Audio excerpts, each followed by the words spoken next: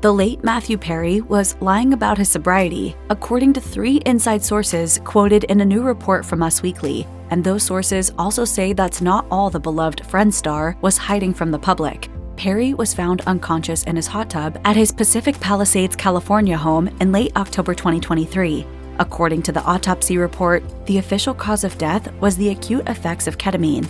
The actor had been undergoing regular ketamine infusion therapy for depression, but his doctor had recently prescribed a decrease in his treatments, and the amount in his system at the time of his death was equivalent to the general anesthesia given to surgical patients, according to the New York Post.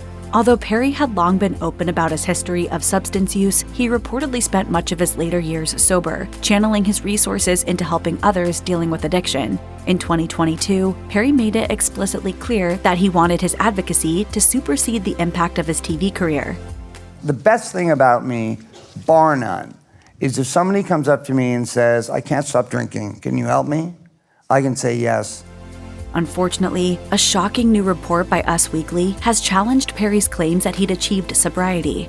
Multiple insiders have alleged that Perry was actively abusing substances even while promoting his memoir, something his friends were reportedly well aware of. One insider told the outlet, everybody close to Matthew was saying he died from an overdose. He wanted to sell books. Everything was crafted and manipulated. The truth wasn't important. The sources also claimed that he was abusive to multiple loved ones in his personal life, setting the stage for fans to debate about whether or not it's fair to Perry to raise these accusations now that he's gone. Insiders who spoke with Us Weekly also raised questions about the beloved actor's real personality. One told the outlet, "He was verbally, emotionally, and physically abusive. All he knew how to do was cause pain and play the victim." Another person blamed Perry's failings on his addiction, claiming that it warped his personality and changed him for the worse. I'm a drug addict. I'm a person that if I have a drink, I can't stop. The piece also accused Perry of physically abusing his best friend, Morgan Moses. The altercation, which ended their friendship, took place after she inquired about his prescription drug use. An insider revealed, Matthew threw Morgan into a wall and threw something at her and shoved her onto a bed. This time, he took threats and hints of violence into actual violence. Morgan was his best friend, and he burned that to the ground.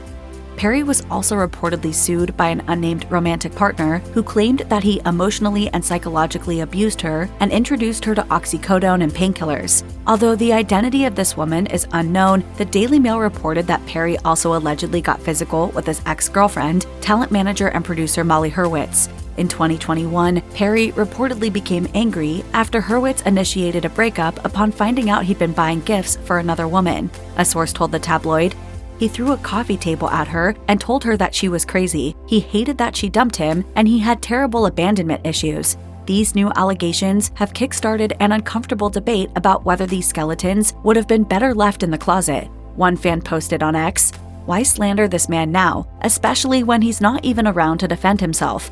A second supporter wrote, "How disgusting you have to be to accuse a dead person of something very serious."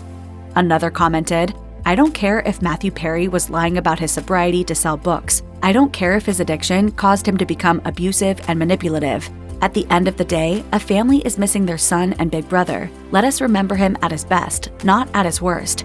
If you or anyone you know needs help with addiction issues, help is available. Visit the Substance Abuse and Mental Health Services Administration website or contact SAMHSA's National Helpline at 1-800-662-HELP. That's 1-800-662-4357.